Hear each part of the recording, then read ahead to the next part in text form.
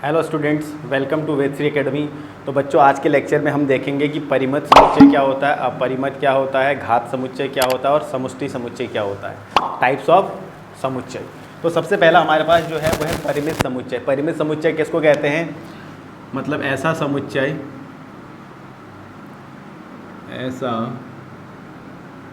समुच्चय जिसमें अवयवों की संख्या सीमित हो।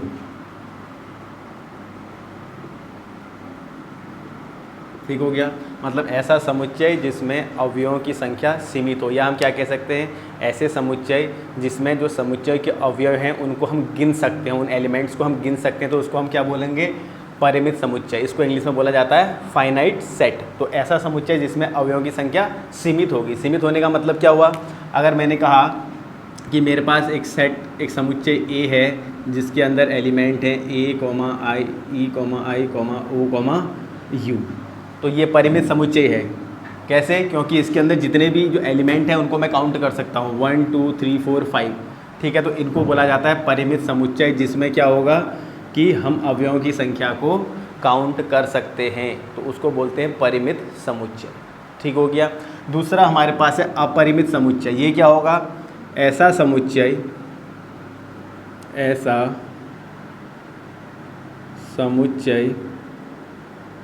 जिसमें अवयवों की संख्या को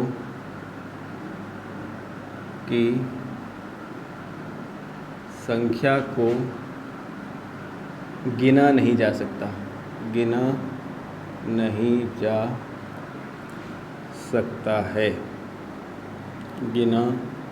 ठीक है, तो ऐसा समुच्चय जिसमें अवयवों की संख्या को गिना नहीं जा सकता है उसको हम क्या बोलेंगे?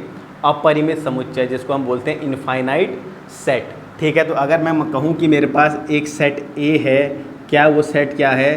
प्राकृतिक संख्याओं का समुच्चय। अगर मैं कहूँ एक सेट ए है जिसको मैंने बोला क्या है? प्राकृतिक संख्याओं का समुच्चय। ठीक हो गया। तो अब प्राकृतिक संख्याओं के समुच्चय को हम किससे डिनोट करते हैं? कैपिटल एन से। तो जब मैं इसके अंदर एलिमेंट लिखूंगा तो वो क्या क्या आ जाएंगे?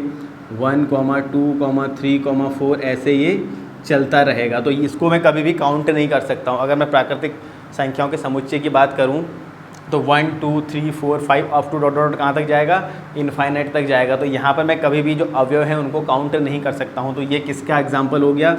ऐसे समुच्चय को हम कहते हैं अपरिमित समुच्चय।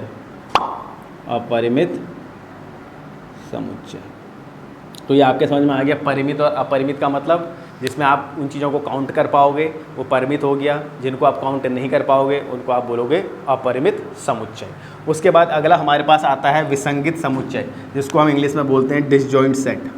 Disjoint set. ठीक है, अब एक विसंगित समुच्चय क्या होता है? ऐसा समुच्चय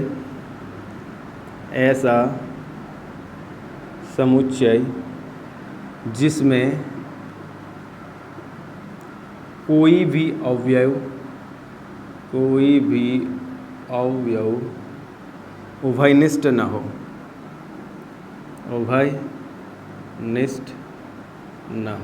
उसको बोलते हैं विसंगित समुच्चय। ऐसा समुच्चय जिसमें कोई भी कॉमन एलिमेंट ना हो दो सेट में, उसको क्या बोलते हैं?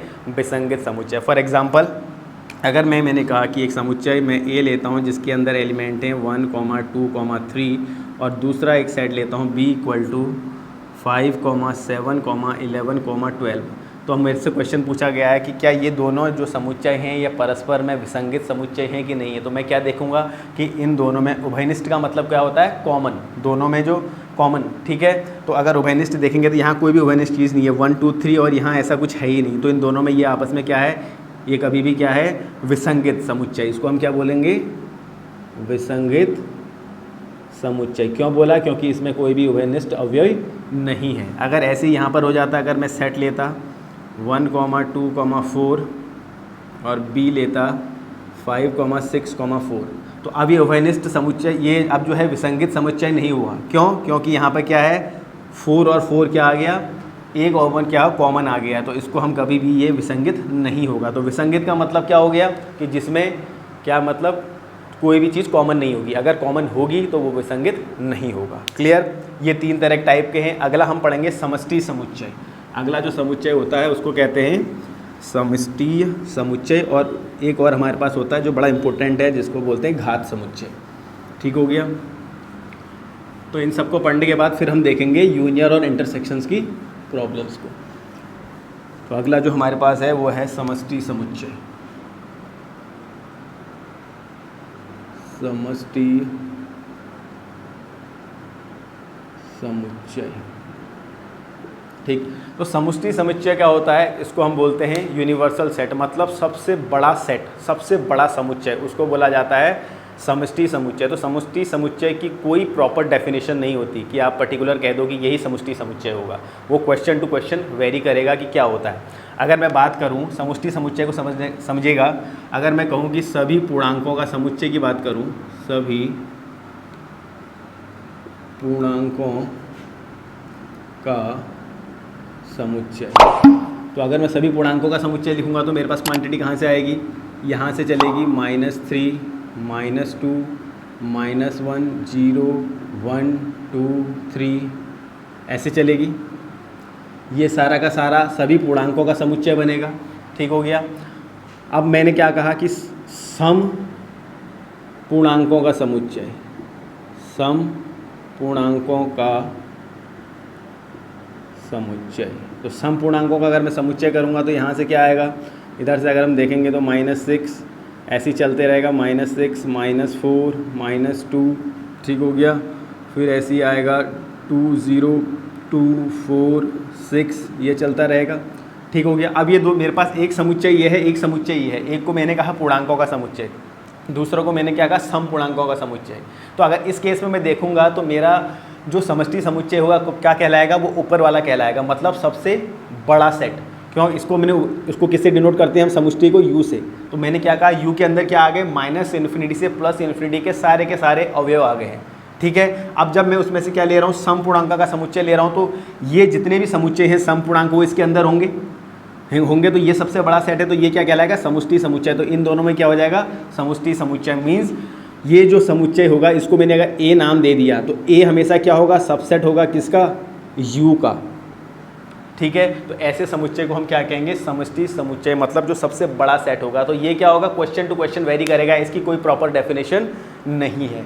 ठीक हो गया? उसके बाद अगला हमारे पास आता है घात समुच्चय, जिसको हम कहते हैं पावर सेट। ये थोड़ा इंपॉर्टेंट चीज़ है, इससे क्वेश्चन बनेगा। घात समुच्चय,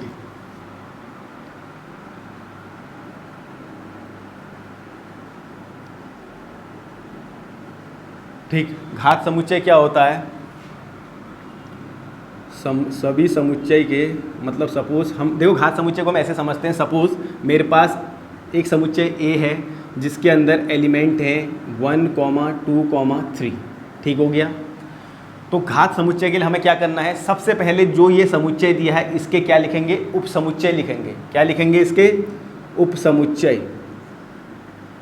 ठीक है? उप समुच्चय लिखेंगे तो कैसे लिख सकते हैं? 1 इसका उप समुच्चय होगा,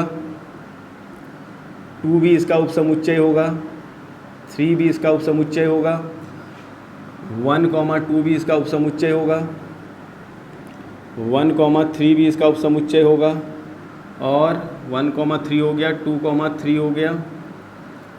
ठीक हो गया? और 1, 2, 3 भी होगा, और एक क्या होगा? 5 भी होगा। तो कितने हो गए? 1, 2, 3, 4, 5, 6, 7, 8। तो ये सारे के सारे इसके क्या हुए? उप समुच्चय। तो जब भी मुझे घात समुच्चय को लिखना है तो जो भी मुझे समुच्चय दिया है सबसे पहले मैं उसके क्या लिखूंगा? उप समुच्चय लिखूंगा।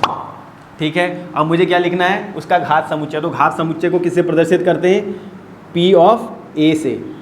ठीक है? तो मैं क्या करूँगा? इसको किसके अंदर रख दूँगा? 1 इसको ऐसे रख दूँगा, 2, 3, 1, 2, 1, 3, फिर ऐसे ही आ जाएगा 2, 3, 1, 2, 3 और 5।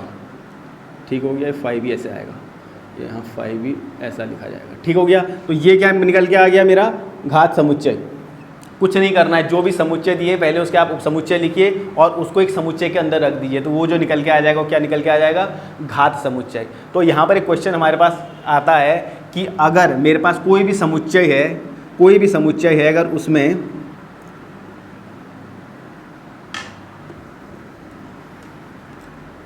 कोई समुच्चय जिसमें n अवयव है, ठीक है, मतलब एक समुच्चय है जिसमें n एलिमेंट हैं, तो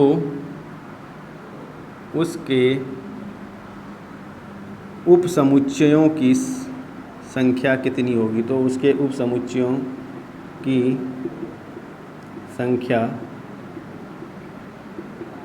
कितनी होगी, ठीक है। तो उपसमुच्चयों की संख्या कितनी होगी, हमेशा 2 की पावर n, ये फॉर्मूला आपको याद रखना है। कितनी होगी, अगर किसी समुच्चय में n अवयव हैं तो उसके उपसमुच्चयों की संख्या कितनी होगी, 2 की पावर n, जहाँ पर n क्या है, अवयव है, कितने अवयव हैं।